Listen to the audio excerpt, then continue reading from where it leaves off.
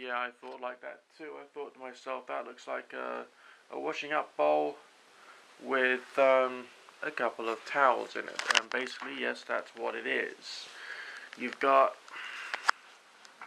one towel folded up lots of times in the base and another towel around the outside, and you got a hole in the middle. And that hole in the middle is where the saucepan went. That's right. I take a washing up bowl, I take a couple of towels, and I put a saucepan in it. You're going to think I'm crazy when I'm going to tell you that this is a cooking technology. It's a cooking technology called heat retention. Alright, this particular thing is an improvised haybox. The word haybox refers to a certain type of retention cooker that's been used in some parts of the world.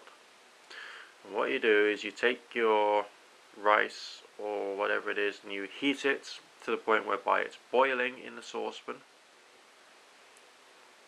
You let it simmer for a few minutes.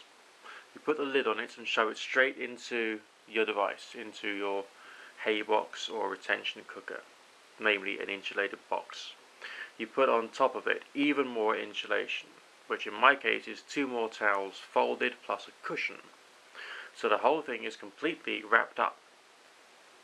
And I left it like that for a couple of hours because I got up in the middle of the night to use the bathroom, and I decided that I would make a retention cooker in the meantime and make myself some breakfast.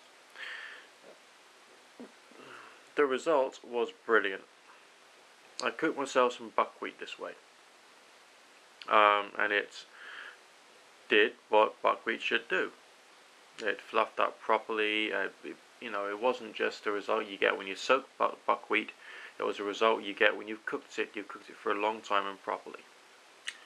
So this technology can be used if you want to dramatically reduce the quantity of gas or electricity or any other type of fuel that you use for your cooking. Let's say you were relying upon one wood gas stove being used outside. You could use that wood gas stove to just bring a handful of rice and beans and lentils to a boil and give it 1 or 2 minutes worth of simmering, or a couple of minutes worth of simmering anyway. Put the lid on it, shove it straight into your haybox, put the extra insulation on top,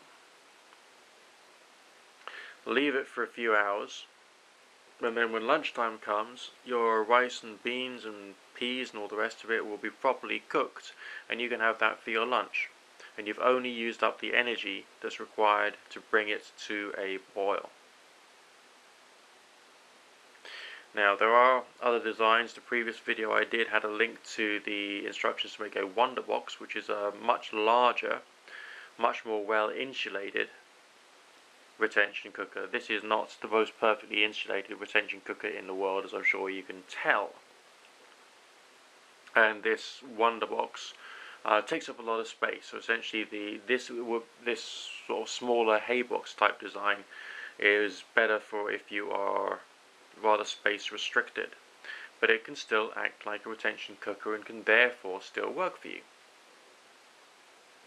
which I think is pretty amazing. So whether you are someone who's just trying to save on your electricity, gas bills at the moment, trying to reduce the quantity of money that you're pouring out for cooking, heat retention technology could be a good thing. If you're someone who's actually living off grid, this could be a survival technique for you, because you could save or reduce the quantity of fuel that you're using, and that means you've got more fuel for other things, or indeed you can cook for more people, because you can make up half a dozen of these things and just use one stove and half a dozen saucepans, and you put the different ingredients for the meals in the various different saucepans, one at a time, and you can just cook a meal for a much larger quantity of people off just one hob.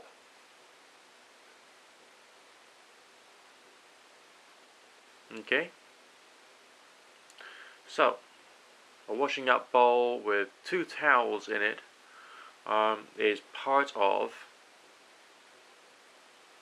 an excellent cooking technology for the 21st century. Make yourself one.